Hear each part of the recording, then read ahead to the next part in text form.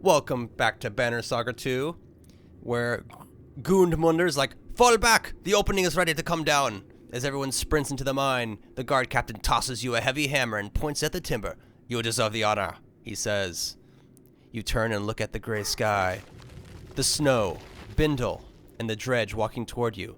With a hefty swing, the timber snaps, and rocks begin to fall. You drop the hammer and race down the shaft toward the light of the torches. And everything's a-okay. Ahead, the path comes to a dead end against the smooth surface of a large flat rock. We should camp, Zephyr says. It may be the last decent sleep these people get for days. I'll need Neckles to assist me in opening the path beyond, but first, you and I should talk. About what? Frankly, we need at least 1 day rest. Let's go with the heroes.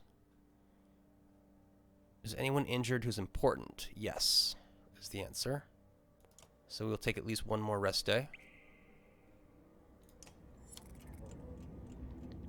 Do a training sesh if it's available. Nothing new. We got a little bit of renown, so we'll build up. If anyone can be built up, that is. He's not bad.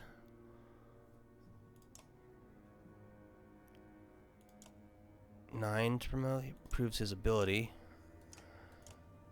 If the shield wall improved, that'd be nice.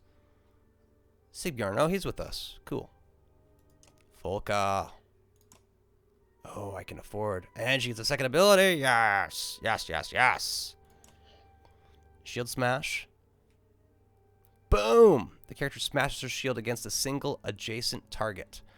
The target and all adjacent units, friend or foe, take break damage from the force of the attack. Without her shield, she loses her passive of shield mastery. Oh, well, that's just what she gets.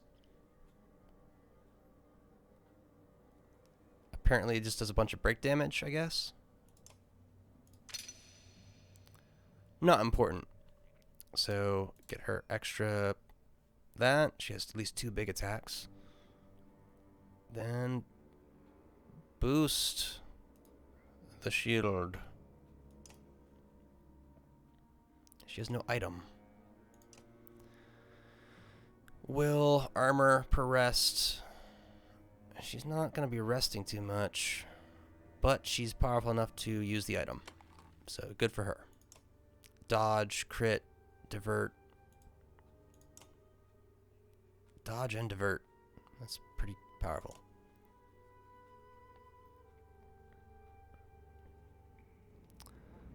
Let's chit-chat. A few small fires provide a sense of calm for the caravan, though the villagers keep well away from the ravens. There's enough light to see you are no longer in a man-made mine, but a natural cave of sorts. What are we doing down here? Staying alive and keeping Bellower from the dredge. I thought that was obvious. But we keep heading down like we're hunting dwarves. The Valka gives you a ghost of a smile. Until today, no one but a few on the council knew about these tunnels. Not even menders. We didn't create them, but we have used them a great deal over the years to travel far distances quickly. Zephyr becomes quiet, awaiting a question. Why keep them a secret?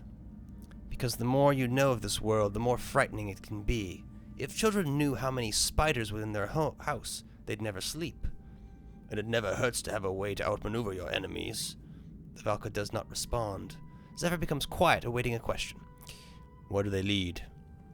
Practically everywhere. Aberang, Vo, Grofheim, or what is left of it. I'm not sure anyone knows the full extent of these underground paths, but we're about to enter a corridor, one of the main tunnels. Zephyr becomes quiet, awaiting a question. So where are we headed? Where would you go, knowing you possess the sleeping body of the immortal Sunder General? Dropping in the Blue River sounds good. Still sounds good. Don't answer my question with questions to Manahar. Dropping it in the Blue River sounds good. It was not a terrible plan by, well, we'll call her Juno for simplicity. But the closest I could get us is a path to the middle of the Fladenvalor Plains. I have to assume the Dredge army is there in force. Manahar is the safest place to secure Bellower's body. Whatever drew the Dredge army toward us in Bindle, the Council could find a way to stop it. And what about my ravens? So far, helping Valka pays less than a bloodshed coin. And that is why I am talking to you alone now. The corridor will lead us to Mandahar in a week's time. See us there safely, and I give you a genuine Valka oath. You will be rewarded well enough to never need to work again. You look around at the cave walls and back the way you came. We'll go to Manahar. We were heading there after the Blue River anyways. And if there's no coin, she loses her head. Alright, great morale's the highest you can have, so let's get out of here. Although I believe the morale is an unseen number. Because I've seen it go up and down without changing the status. In the light of the torches, everyone is covered in soot and dirt. They smell bad, too. It comes as no surprise when the sound of running water excites the caravan. It has to be some underground river or something, a woman says, and all the villagers start moving in that direction. Push ahead, stand back. Stop! Scouts will check it out. Those around you stop, but others push onward. Soon you hear small popping noises, then screams. All you see is bobbing torches until the villagers run back to the path. It killed them! A man yells. You grab him by the shoulder. Some kind of plant.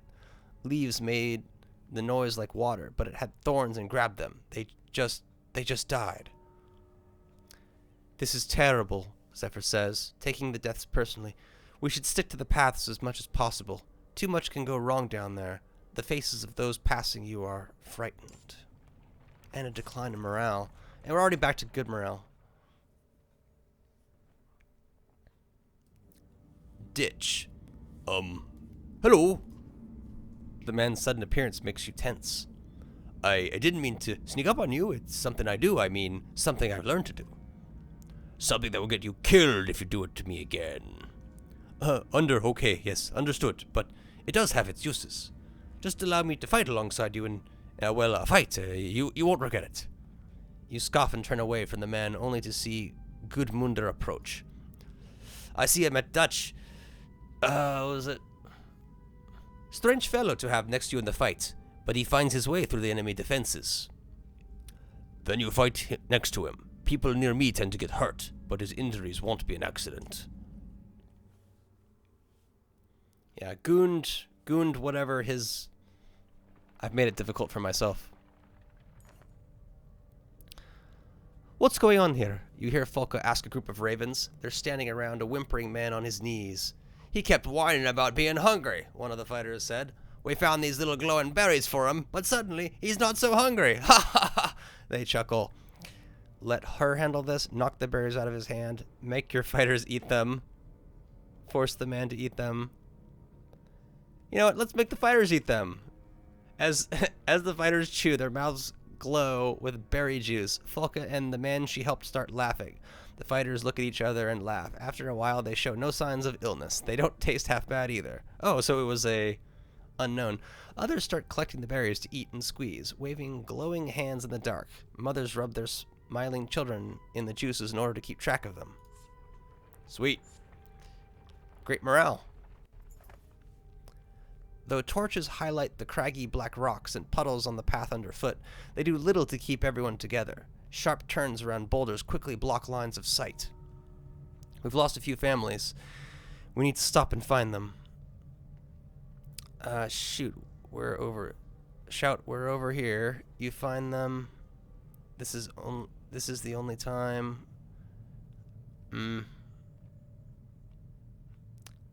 One time. You get one shot at this. I appreciate the help, she says, and splits everyone into search groups. As you search, you realize it's just as hard to track time down here as it is above with the sun that never moves. Sometime later, you think you hear voices to the left. Search to the left. As you move, the main path, you leave someone with a torch standing every so often. This route proves useless and seems you must have heard nothing but an echo. You follow the lines of torches back to the path. Turn to camp. Zephyr has returned with a few of the families. She sees that you found no one and shrugs. I appreciate your effort. Oof, they forage. Well, if they forage, we can rest. Water barrels are running low. Hulfie, your quartermaster reports, and I'll be damned if I start licking those slimy rocks for a drink. The shield maiden looks at you. If these people start getting desperate for water down here, you cut her off. I know. Send out some scouts. We'll camp here until they return. Some of your ravens and other members of the caravan group up and grab torches, rope, and water skins before heading off in different directions. Better catch some rest while you can. Nothing to do until they get back anyway. Laying down, you focus on the sound of a small drip somewhere in the cave. It grows louder, like the beat of a drum. Like thousands of feet marching behind you, you turn and everyone stops. You see the glowing eyes of your army looking at you in admiration. 100 members break formation to dig holes in the caravan floor and place stone bowls in the depressions. The bowls quickly fill with water, and the first is offered to you. You slake your thirst before seeing your red-armored reflection in the bowl. You wake up with a shout out, and Falca joins you.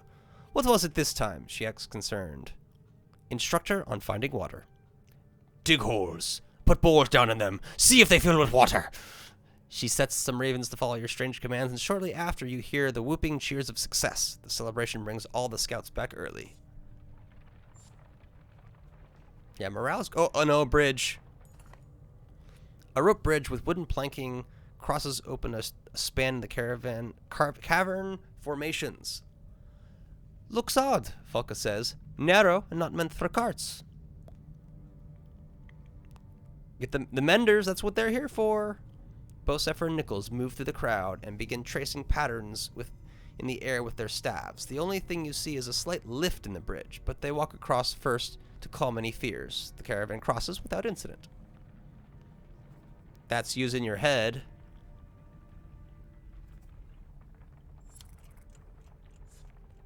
Oh, decline.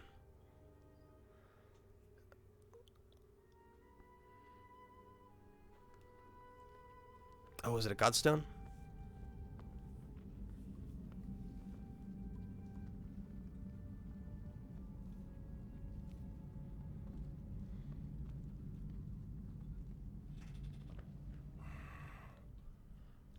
I've slept in caves like this for entire winters. But there's something about this place. Something old, unfamiliar. I don't like it. But I don't like all these humans on the verge of panic either. Maybe Dirty humans. up ahead will calm them down.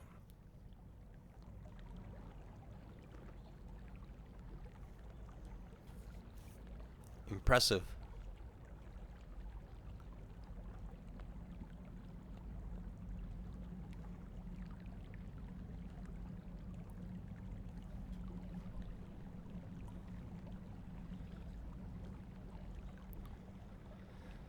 Got markings, got all sorts of water.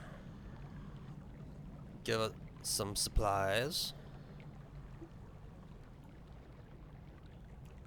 Aha! Zephyr looks up at the giant shaped formation, glittering with strange glowing patterns.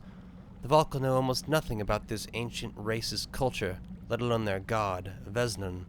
The name alone might be wrong, but we have a framework of letters based on repeated patterns found around here. She wanders around the glowing pools of the godstone. If we are correct, Vez'nan was not their only god, but he became one of the most powerful at the cost of everything dear to him. She looks at you. Of course, if what you hold dear is something like control, maybe there is power in letting go. Gems of various size and shape are found embedded in the surrounding stones. The clansmen are soon hammering away in an attempt to pry a particularly large gem loose. The ringing of hammers echoes through the deep.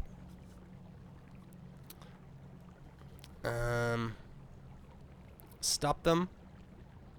Exactly, we're trying not to get into trouble down here. Stop, you're making too much noise. It's annoying me. Some look angry, but their fear of the unknown down here is enough to keep them from saying anything. They all move away, though a few look back longingly at the stone. It was a disaster waiting to happen. We can rest. We don't need it. The heroes are there.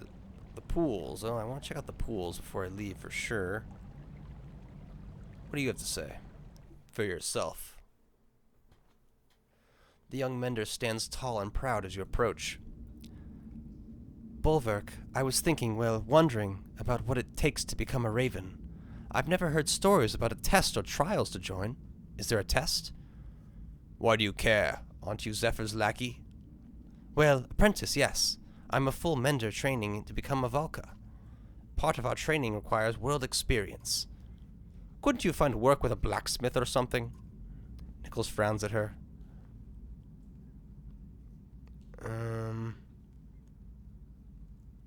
Would you kill someone for coin? Kill for... The mender's face pales a bit. I mean, I guess, if that was the job. Falco walks up and clamps a hand on one of Nichols' now sagging shoulders. Most of what we do never makes it into the Scald songs. I guess I need to think on this a bit more. Let us know in Manaha. Nichols nods as you walk off. We murder people, damn it, and we make good money.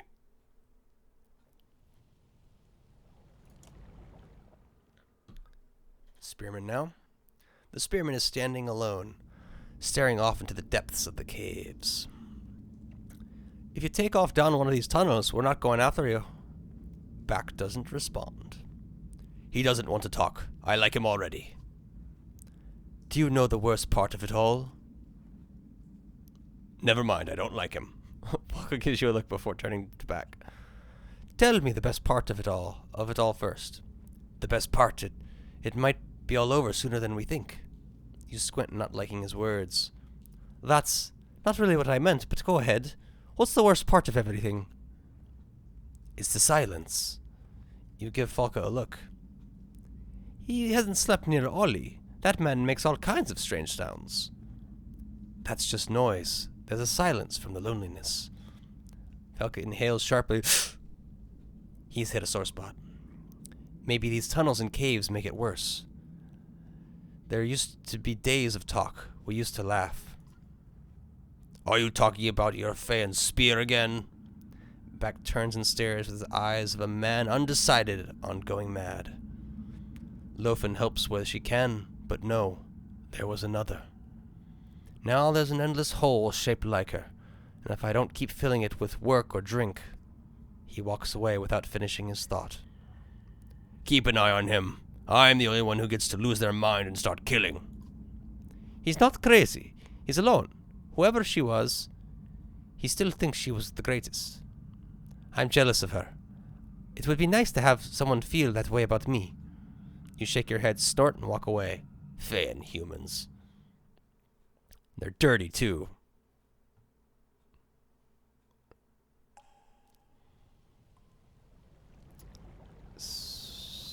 We might get some sort of upgrade of the pool. Let's see. This was a sacred sanctuary for those who built it, the Valka says, walking around the perfectly round, rippling pools. At least from what we have uncovered, the top pool was for reflecting on one's deeds, the middle to ask for strength from the world, the bottom pool for insight into one's future. She hesitates before saying, I've never done anything but study their inscriptions. Reflect on your past at the top pool, ask for strength in the middle, look ahead at the bottom. Do we need strengths? Look ahead. Strength. Top pool, let's reflect. The quiet drips and the soft glows in the cave lend themselves to a natural reverence. You drop to a knee by the top pool, expecting to drink from it when you see your reflection in the surface. Your horns are back.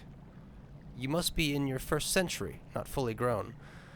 You feel the cool wind from Irnax's wings above you and glance up to see Radomir slipping away from one cloud to the next, heading toward the mountains ahead of you. The few Varl around you laugh at your wonder, calling you a dreamer. You smile. When you open your eyes, you are back in the cave. Your cupped hand is still poised over the pool, but the water has gone dark. The other pools are the same. You were gone a while, Foka says. Almost missed the last from your fighters. She tosses a bag to you. We found some food, probably tucked away by the Valka. Okay. Supplies. Oh, we have so much supplies. This is Fantastic. We don't have much in terms of the renown for upgrades, but in time it will come.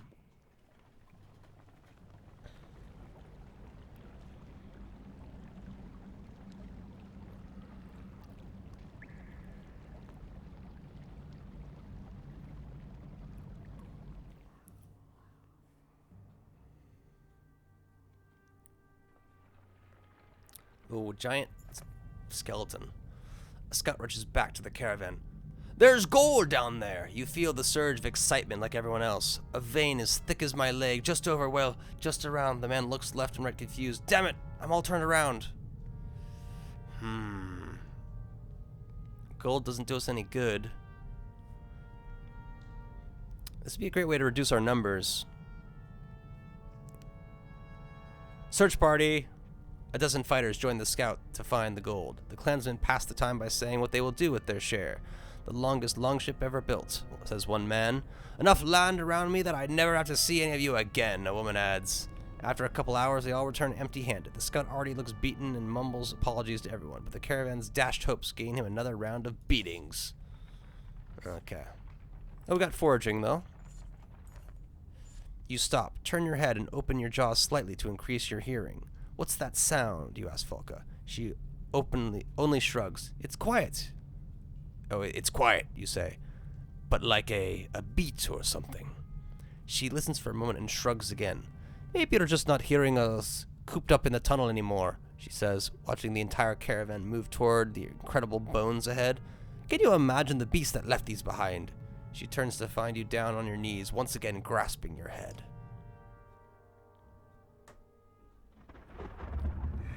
The tower.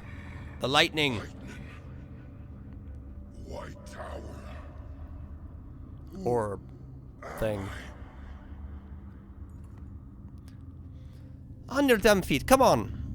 You blink rapidly, but everything is dark. A purple glow casts its light on the skin of someone next to you. You growl and instantly have claw and fang in your hands. Have you lost your mind? Falco whispers. Quit acting like a fool and put your axes away. You try to catch your breath as you look around. It's that same depths-crusted dream. The one with the tower. Clearer this time, but my hands. Zephyr approaches. Is everything okay? You look... Your face snaps towards hers.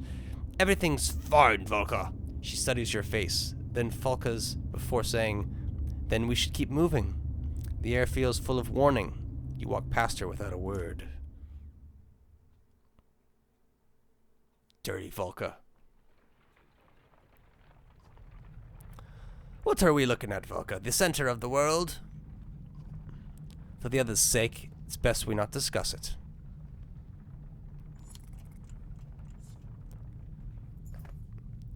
Wait, Volka says quietly, softly stepping forward. Something is wrong. Listen. You feel more than hear a sound. Vibrations through the cavern floor, perhaps. Get ready for anything, you say, and the ravens spread the word down the line, each fighter drawing their weapons. Volka, you're getting us out of this one. Clear? She looks concerned, but before she responds, you see movement over the rise in the massive cavern. It's the silhouette of a dredge force with large shapes you have never seen before. The dredge. Fucking dredge. She's required. She's a buffer. So, first round, buff. Makes sense. Is this the loadout we want? He's probably required. Oh, he's not required. Interesting. She's kind of put her in place. He's my archer, essentially. He's like my backup mender. No thanks. Ooh, tracker, what do you got? You got track. Ignore 3 armor. Ducking, weaving among his allies. Invisible. Disappears the instant the character deals damage, so picking the correct target is crucial. So he'll ignore some armor. Up to 6 armor when he goes invisible. Interesting. Got our spear, got our tank archer, spear. Oh, doubles. Do I want double spear? He can max out 12, 11, 14, 11. It's a little bit better.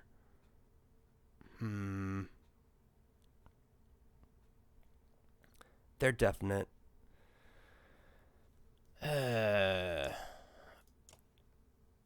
His insult is good for a boss fight, I suppose. Does he have more stats? He does have more stats to build.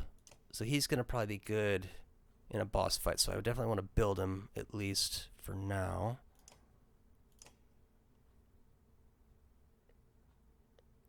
This will do.